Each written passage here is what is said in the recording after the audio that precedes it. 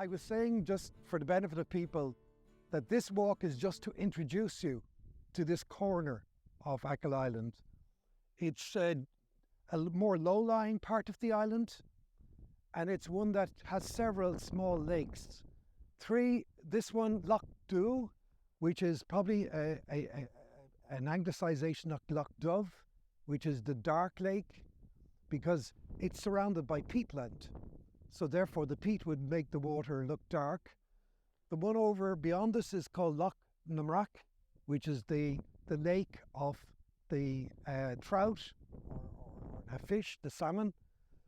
And then Lough Gall is behind the Valley House. Eilish, what does Lough Gall mean, or does anybody know? Bright Lake, is it? Okay, so that obviously is another feature. And then we have Sruhill, which is actually a lagoon. It's a saline lagoon, which was where I wanted to bring you, just so we can go and see and explore that. And that's actually a saline lagoon, because there's kind of water coming in and out from the sea, and it gets quite flooded at times. Was it not? Not that it became breached. Yeah, because then it would have been a fully functional lagoon. A lagoon would actually be separate from the sea. But what's happened, and we will see it when we go down there, is the actual coastline is disappearing down there.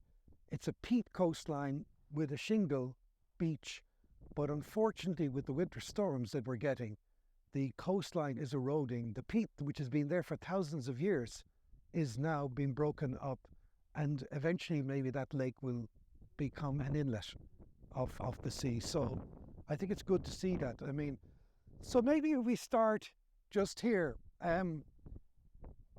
This, looking out on Lough Dhu, is at the far end of the lake. There's a wet marsh, and believe me, there's 5 or 6 pairs of a little bird called the Lapwing, which is nowadays a rare nesting bird. It's a shorebird, and I'll just show you a picture because we won't be going down there.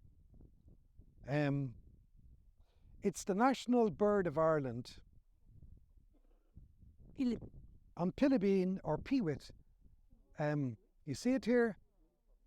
I don't know if anybody. That's in place of seeing the bird. Yes, yeah. So if you all see it, it's actually, that's the male. It's got, what makes it very distinctive, it's got this wonderful little crest of feathers. And in the past, this would have been a common bird on farmland, nesting. But because of the whole change, intensification of agriculture, drainage of the peatlands, land use change, it's become much rarer.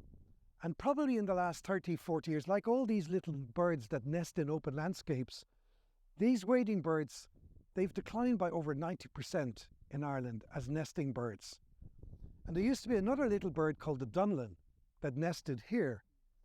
And there were 15 pairs here kind of in the 1980s. And now they've gone from practically everywhere in Ireland. So there might be 15 pairs left in Ireland.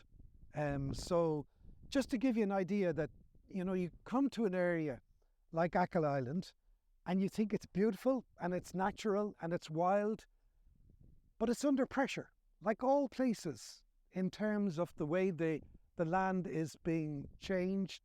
And of course, birds, over time, it's gradual.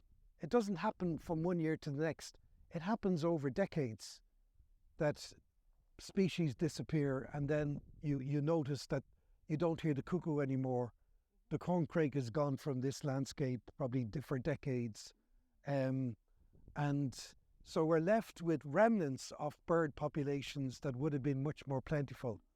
So if you were to take a walk, and I would recommend over the coming few weeks, because the lapwing started nesting here in the beginning of April, and as Kathleen announced last night, the first nest of four chicks hatched out on Wednesday. There's probably 5 or 6 pairs in the valley here at the moment. There's a few more to hatch out over the coming days. And then there's birds. Now, the way that it's worked, this is part of an EU-funded project to protect the Micheál. And what the project has done, and you can't unfortunately see it in the foggy weather, they've put an electric fence over the core area, around the core area. And what that has done is to keep the foxes out of the core area. They are also trying to remove crows, because the hooded crow, which is not an endangered species, they're doing very well. There's lots of them coming in, and they would rob the eggs. They wouldn't get to the hatching stage.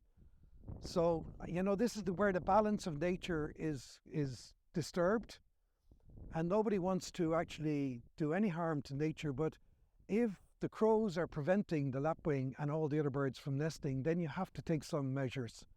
It's not going to endanger the crow, but locally it means that it's a no-go area for crows.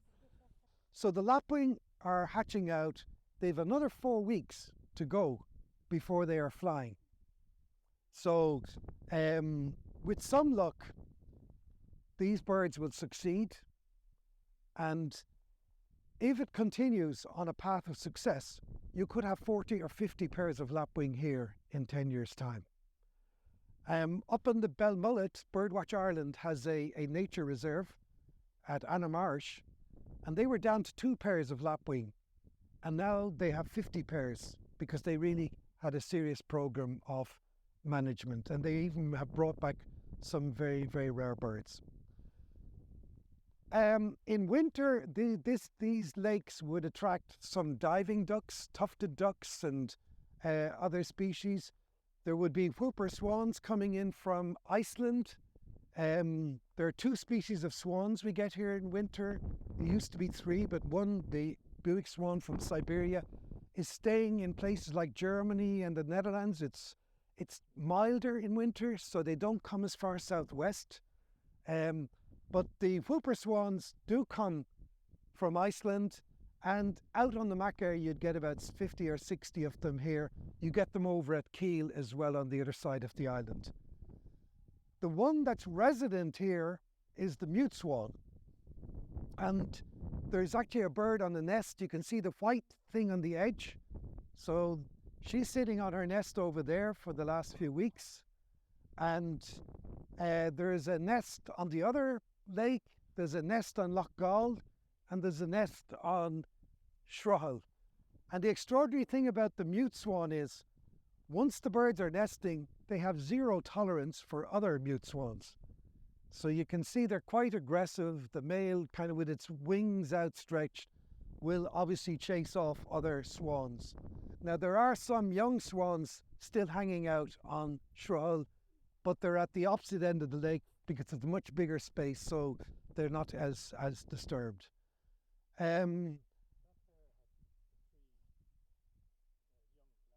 Yeah. But they would be chased off by the parents. I mean, the thing about swans and geese is that the young stay with the parents for most of the first winter. But come the spring, the parents become obviously preoccupied with nesting, and they force the young to leave. So the young will head over to Achill. There's a big population of swans there for a lot of the year. So that's just to give you, and of course, the interesting thing about the mute swan, its history is that was considered in many countries to be a royal bird. It was the property of the king or the queen. So they were probably introduced into some areas. They would be eaten.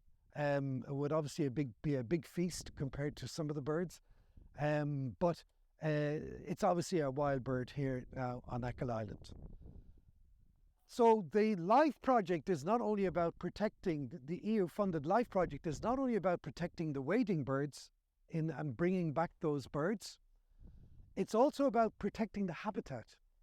The Micheál habitat, which is this coastal grassland, it only exists in Scotland and Ireland, and it's linked to the fact that this is an extremely windy landscape. And instead of having sand dunes, we get flat coastal plains, which are rich in calcium, and under normal conditions they would be very rich in calcium tolerant and loving plants. So they tend to have a very unique flora, and this example here is a small area of Macker. There are bigger ones elsewhere in Ireland, but it's a very important area. And it's also not only important for the flowering plants, it's important for mosses and liverworts. It's quite unique. In fact, there's some species here that don't occur anywhere else in Ireland. So the project is trying to restore this habitat. If you walk out there, I was just saying before some people arrived, you'll see that there are actually exclosures. There are 2 by 2 meter exclosures which are intended to keep the sheep out, keep the grazers out. And what they're trying to do is, some are closed all year and some are closed for seasonally. What they want to work out is how the plants will recover, the vegetation will recover.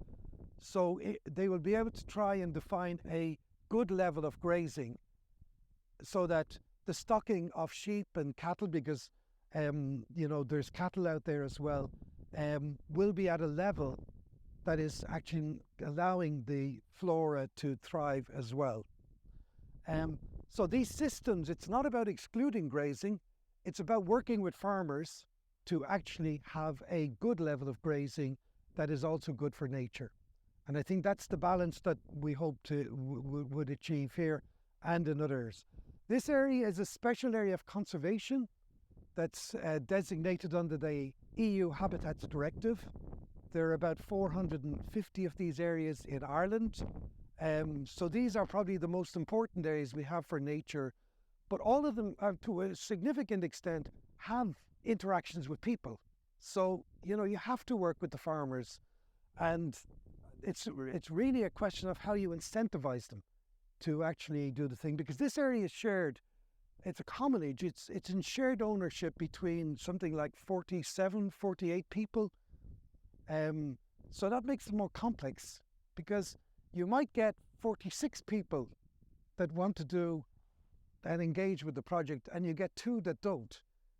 And then it becomes more complex, but that's something that people will have to navigate through. The other thing, I guess, while we're overlooking this area before we move on, is you can see that there's a lot of turf cutting still here. And I tread carefully because I'm sure a lot of people, and maybe including people here, will actually burn turf. It's a traditional fuel on the island, and there's still a lot of it done on Achill. In an era of climate change, we have to ask the question, is this the best way to use peat? Because peat is a really important source of carbon, and peatlands actually hold more carbon than the forests on Earth, even if they're much more restricted. I kind of dream of a day where we will pay farmers to look after peatlands, and they will be carbon farmers. As well as looking after sheep and cattle, they'll be saying, I'm looking after carbon in the ground as part of our strategy for climate. But we're not there yet. And I think one of the things that needs to be obviously done is to find alternatives for people. Like new houses that are built nowadays have to be well insulated. They have to have solar panels or other forms of energy, and heat pumps, so that a new generation of housing will not need to burn peat. And then, of course, you need to support people in terms of transitioning away from using peat. On protected areas like the raised bogs, which are in the middle of Ireland, you shouldn't be cutting peat, but unfortunately it still goes on illegally.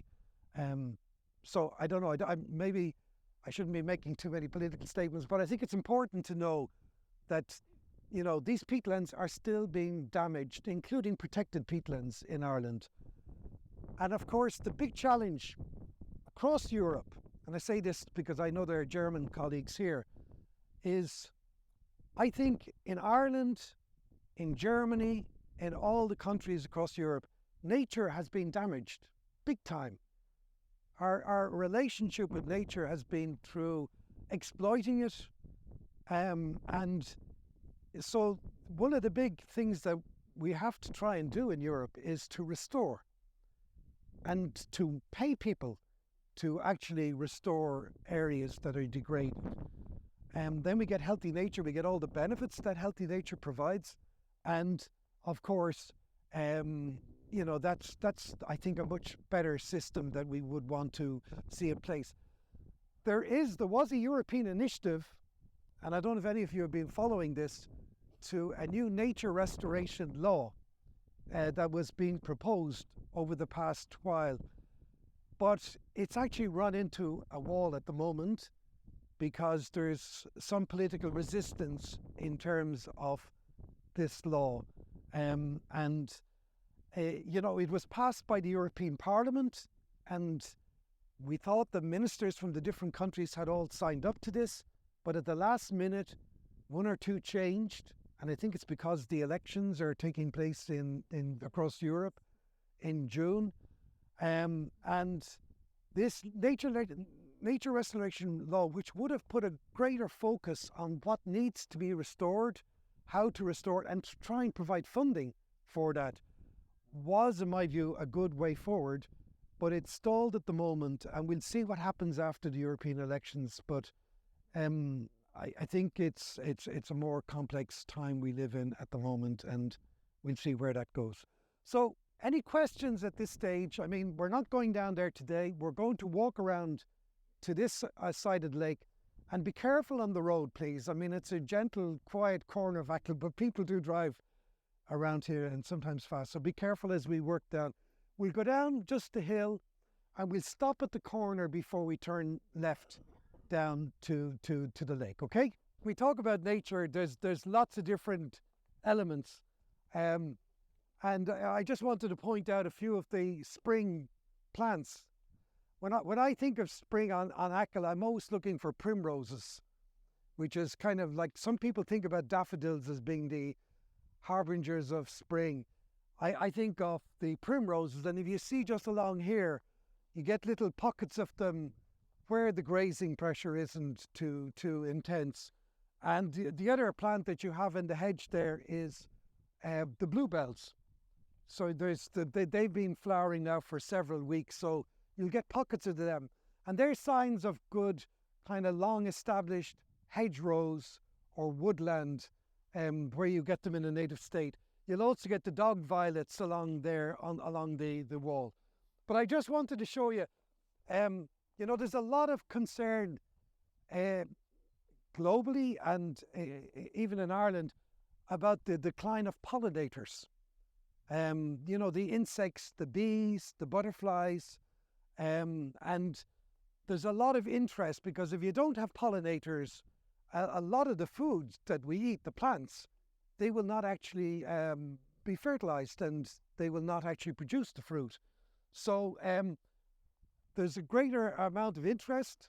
I mean, I don't know if any of you participate in No Mow May, where, I mean, my front lawn is not the pride of the neighbourhood in terms of, I mow my lawn once a year, but it sort of allows the orchids and all the other plants to grow.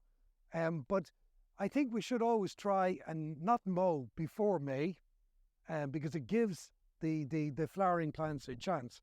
But just as I was passing by here yesterday, you'll see that this little plant here, it's a typical kind of hedgerow plant that some people plant, cotoneaster. At this time of the year, it's a wonderful place, even on a wet and dreary day today. When I passed by yesterday, it was full of bumblebees.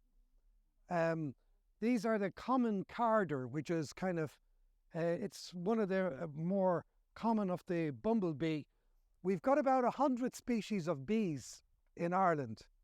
There's about 20 species of bumblebees. There's about 80 species of what we call solitary bees. And the difference is the bumblebees live in colonies with a queen bee and workers, so that they have a hive living together, whereas most bees live in individual nests. So just to be aware that, there are pollinators. It's not a great day to see them. And of course the flies, but yeah, that's just the common card, which is probably the common. On Achill, the flora really doesn't come out until later in the month. I mean, it's kind of into June that you will get a much richer flora. And of course, where you get the heavy pressure of grazing, you don't get the flowering plants.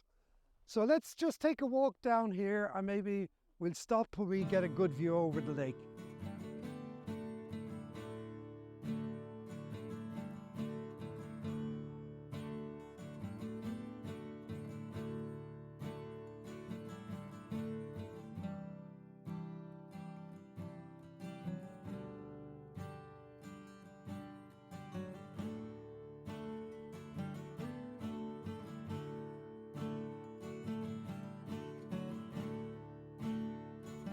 I'm not a big fan of artificial intelligence.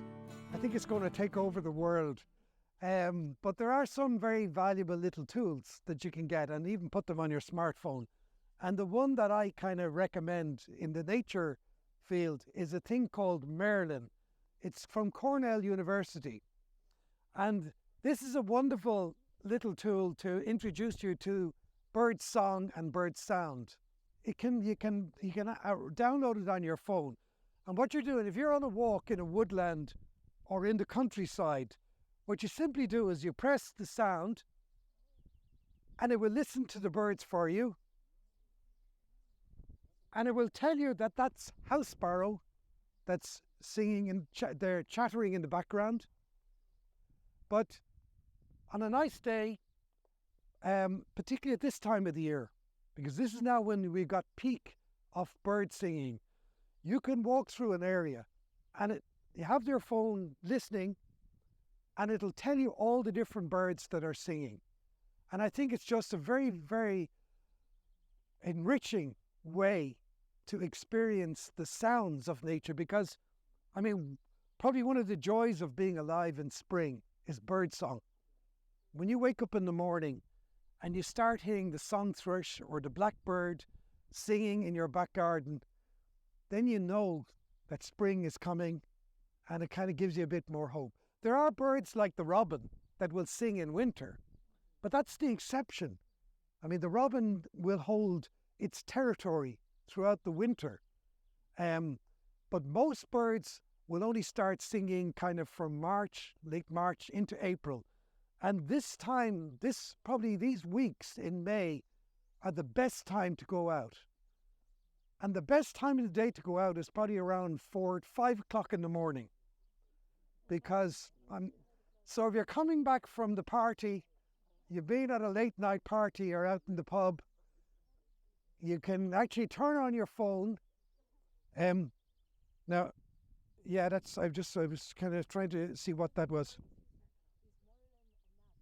Merlin is an app, yeah. Yeah. So that's a blue tit. It should be telling me blue tit. So, yeah. But no. So I just think, that sometimes my sister, she's a retired GP in Naas. Now, she's not into birds, but she carries this with her everywhere, and she's always telling me about chaffinches and greenfinches and all these other birds in her neighbourhood that she probably didn't have any notion that they were there.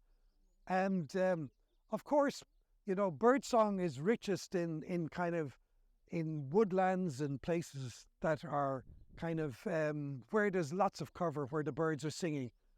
Now, of course, the birds are singing because they've set up territories.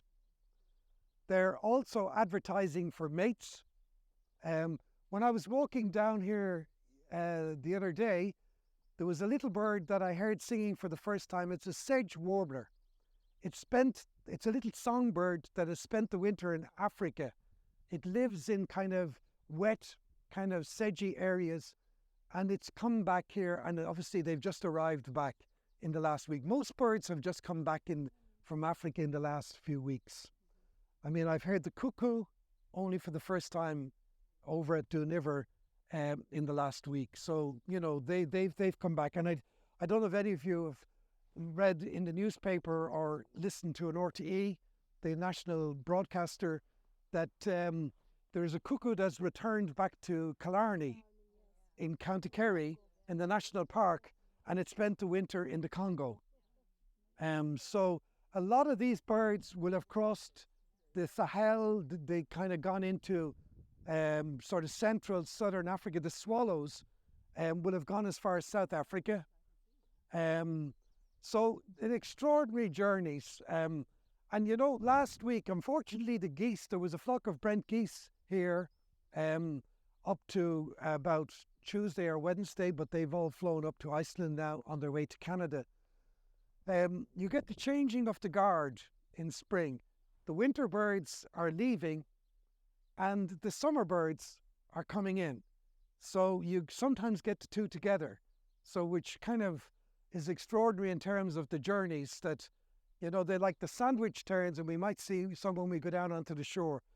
They will have spent the winter off Ghana, West Africa, some going down as far as the Cape of, at the tip of South Africa. Whereas the Brent geese that have spent the winter here will be up at the very north of Canada in the high Arctic. So extraordinary the journeys that these birds will make. So I just want to introduce you to Sruhill. Sruhill is kind of one of the larger lakes. It would have been, as Sheila said, it would have been a lagoon enclosed, separate from the sea.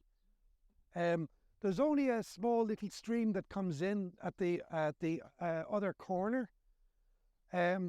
So it would have been, these lagoons tended to get the seawater coming in from seepage through the barrier, which is a kind of a shingle barrier. But it would have a salt content. Now, because of the change in the configuration, there's actually channels coming in and out. In winter, there would be hundreds of water birds here and wading birds, different shore birds, including curlews, widgeon, and a whole range of other species. But most of them will have gone to their breeding grounds. So we'll only be seeing a few of the different birds, but I think it's important that you're aware of it. It's bordered by peatland, you'll see that. And then in the central part where those sheep are grazing, it's what we call a salt marsh.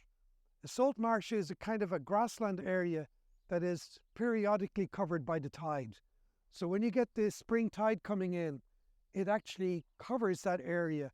So only plants that can actually tolerate salt, so sort of coastal plants, will be able to survive out there in terms of grasses and flowering plants. And unfortunately, it's heavily grazed. And then, of course, you have the peat area, and then we'll see the shingle bank, and there's a lovely rocky shore behind it. So there are two outlets at the moment. You can walk around the area on most days, but you need a pair of Wellingtons, and you need to be very careful because you have to go through a few channels. At this time of the year, there aren't many birds, I'm sorry to say. But, you know, we might see some birds on the shore. The vegetation here, one thing to note is, I mean, we have our alder trees.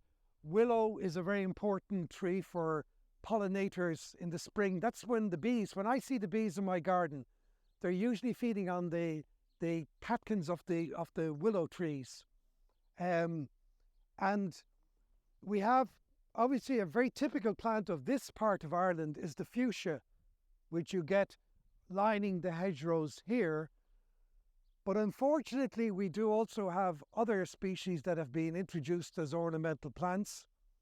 The giant rhubarb, which is on the way down here, there's areas of the island that are completely covered in it. Rhododendron is coming into flower, and it's a beautiful flower.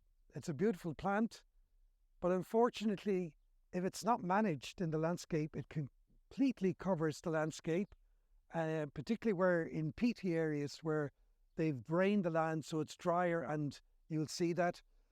Just on the sides of the road here, you will have Himalayan balsam, which is a non-native species that is actually also spreading. And of course, you have Japanese knotweed as well. And I just mentioned them as 4 examples of different types of plants that aren't native, that have been introduced for ornamental purposes, but have spread wild in the landscape. And if they're not controlled, they can spread over areas, and particularly the rhododendron can completely choke up. You hear about in the forest in Killarney, the oak wood, because unfortunately the rhododendron got out of control, the oak trees are actually dying because there's so much rhododendron that's actually choking them. So it's again, it's a question of a lack of balance, and people introduce plants and animals thinking that they're not going to do any harm. And then, it's like the mink. There are mink on Achill Island, unfortunately. And in an area where you get mink, the birds, the nesting birds, don't have a chance. You'll see little mallard hatching out in areas, and then, of course, a few days later, they're all gone because the mink have taken them. And they have, obviously, mink were introduced for fur farms, and then, of course, they escaped and maybe sometimes released, and they spread, and of course, they are major predators of ground nesting birds. So it's where you get that imbalance, and sometimes non-native species can thrive in ways that were not envisaged and do a lot of harm.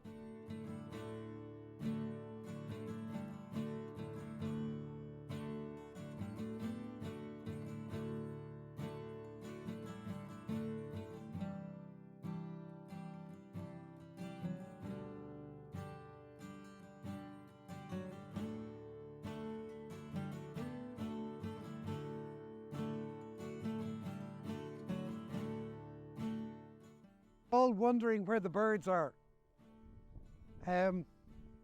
Well, the tide is still quite a deal out. This part of the island, it's a very rocky shoreline. It's a kind of a boulder, rocky shoreline, backed by a shingle bank, and then of course you can see the peat behind it. This lower part of Blacksod Bay is quite shallow. I don't know if Sheila, where are you? Yeah, I saw on a recent map it's called Bullon Bay. Bullon Bay, because it's out like Bullock Island, and so this area is quite shallow in terms of the whole area of the marine environment. And in winter, you would get several hundred great northern divers. They are, in America, they're called loons. They are marine birds. They're like how would I describe them? I don't know if you like, the cormorant is a kind of a black marine bird, but these tend to be equivalent in size, and they're quite primitive looking. They don't look very gaily in flight, but they're perfectly adapted to living out there, and they're feeding on crabs and other fish. And this would be one of the best places in Ireland, Blacksod Bay, to see them. And in spring, unfortunately, I don't know if we can see any at the moment. We might see one as we walk. Over at the pier at the Valley, they sometimes come in very close. And in spring, they gather in flocks. They're normally solitary in winter. And in spring, they gather in flocks. They're coming into summer plumage. And I don't know if any of you are old enough to remember the movie On Golden Pond. Right. Okay. Okay. It's a lovely movie with Katharine Hepburn and Henry Fonda. And the loons are in that movie. In fact, to me, they were the stars. And they have this beautiful wailing call. It's kind of a lonesome kind of call of wilderness. And sometimes on a calm day here in April or early May, if you're over at the Valley Pier, you can hear them calling to each other.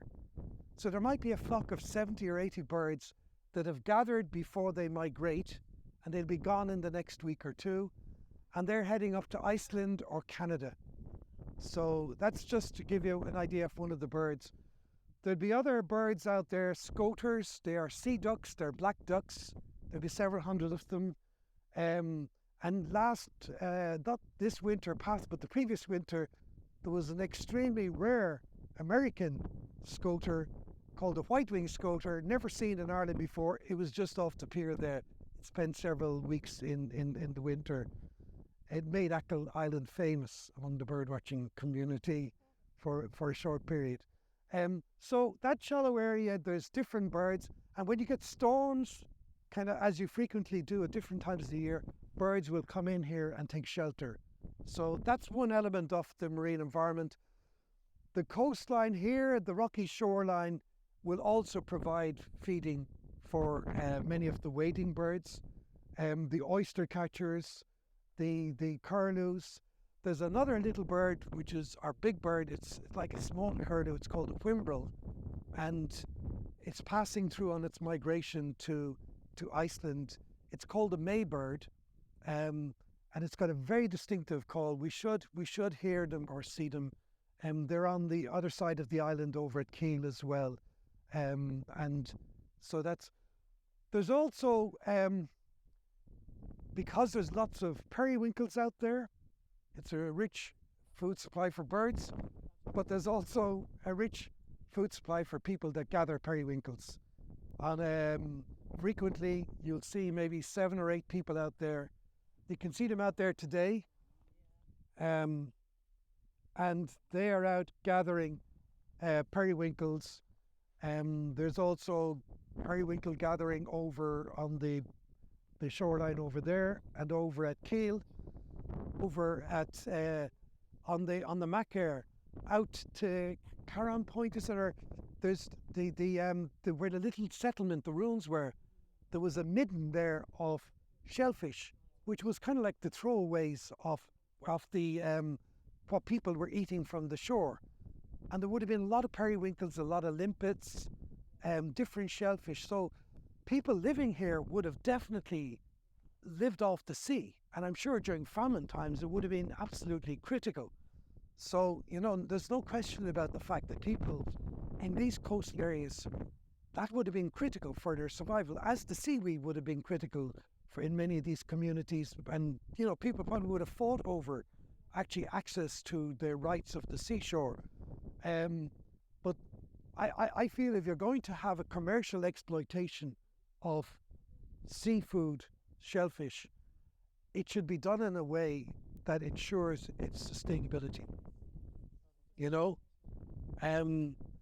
But it happens in different countries. I remember when I was I used to work for the EU in Brussels on nature policy, and we had a case once against the Netherlands for cockle fishing in the Waddenzee, where there was a big commercial exploitation, and it was at a scale that there wasn't even food left for the birds. So they destroyed the mussel beds because the mussel required stability.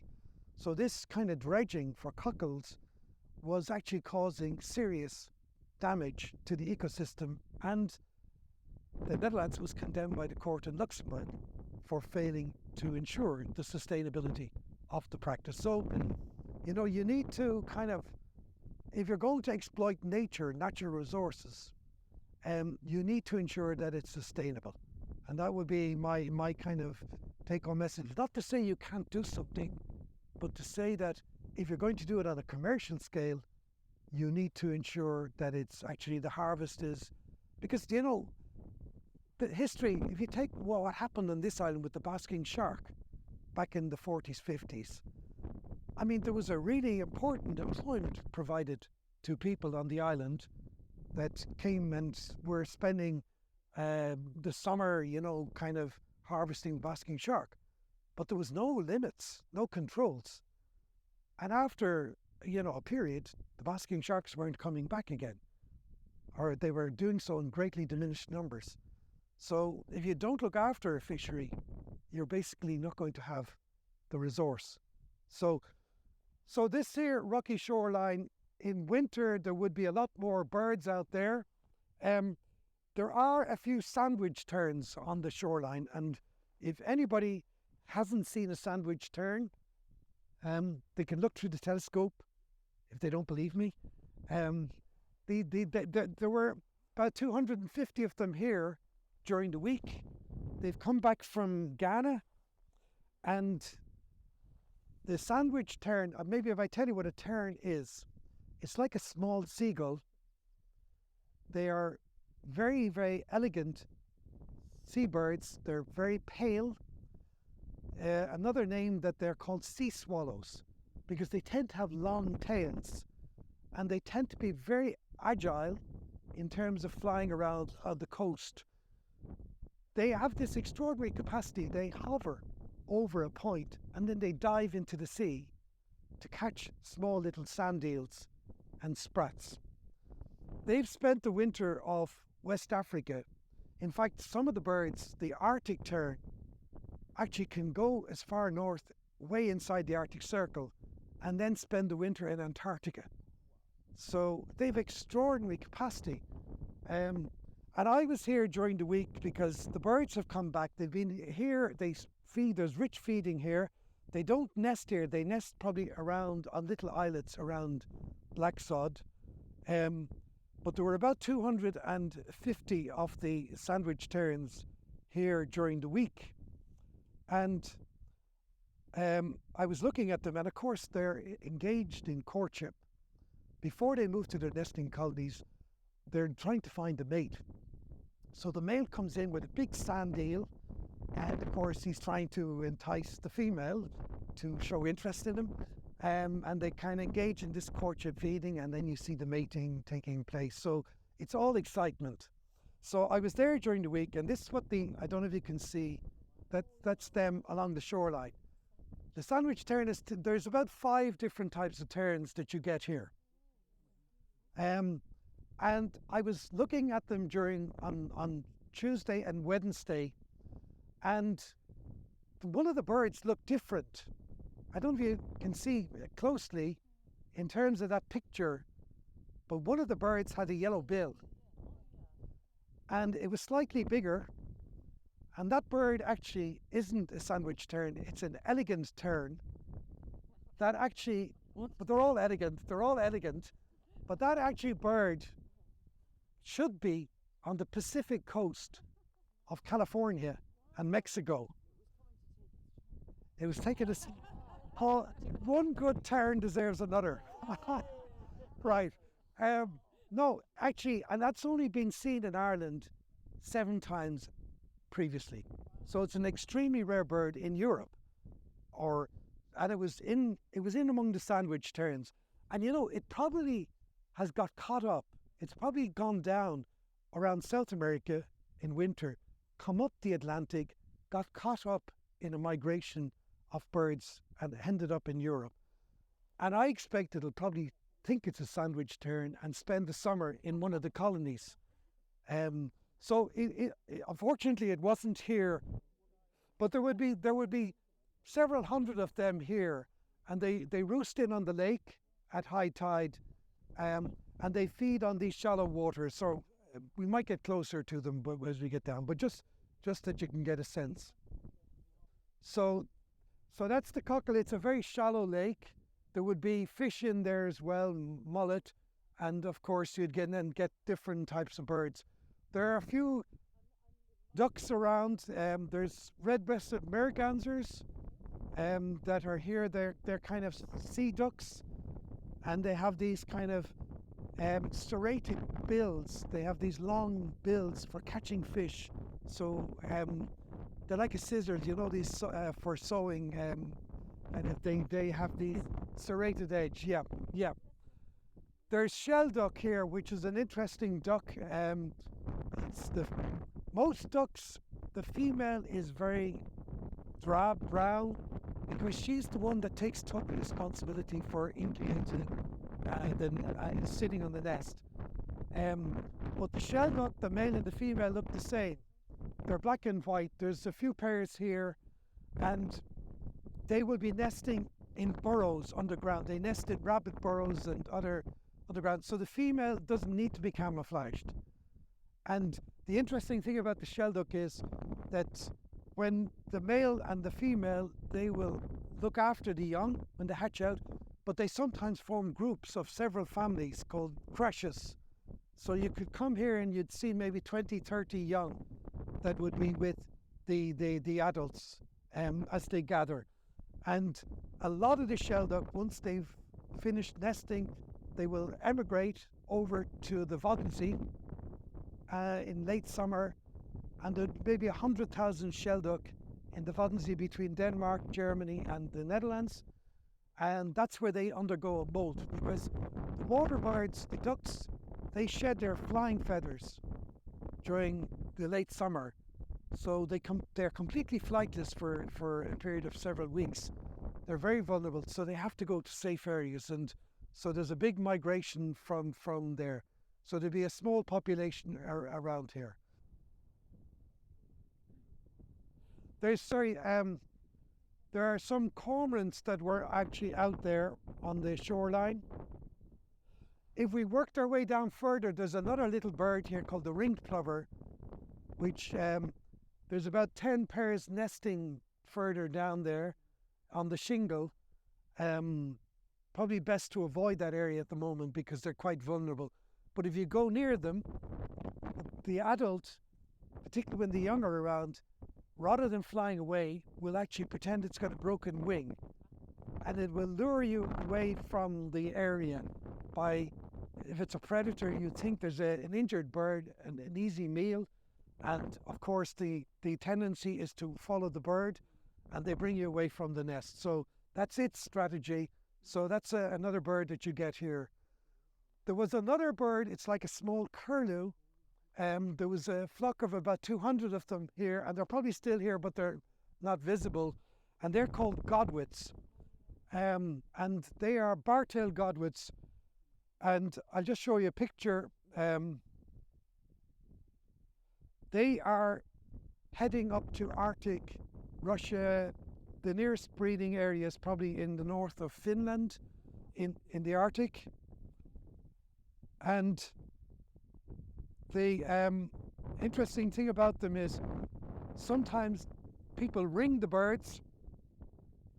And I don't know if you can see that bird. There's a tag on that bird, ECE. It's a Godwit that I saw, on the shoreline there. It was there last week. It was there 2 days ago.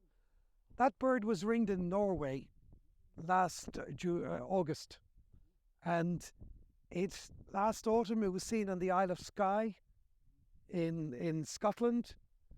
And it's obviously spent the winter here in Ireland, and it'll probably head north in the next few weeks up to the Arctic breeding grounds.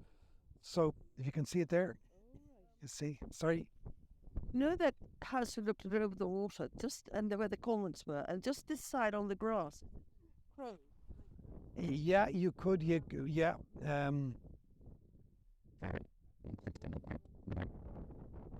There would be hooded crows here, definitely. Yeah. Yeah. They'd be nesting in the trees over there. There's grey herons nesting there. But I suggest, that we probably, unless there's questions, we start heading back so that you don't miss your lunch, and maybe use your bird app. We might hear some birds on the way back.